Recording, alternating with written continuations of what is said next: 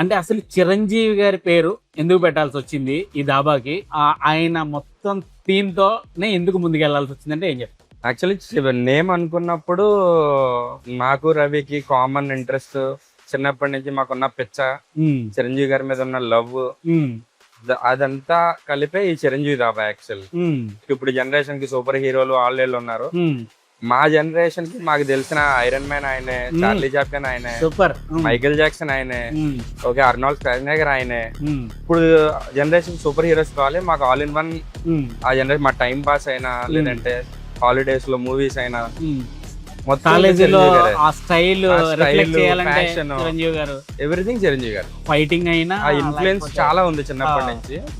So Anjaneya స్వామి భక్తులు అలా రెండు మ్యాచ్ అయ్యి జై చిరంజీవి అన్నట్టు చిరంజీవి దాబా.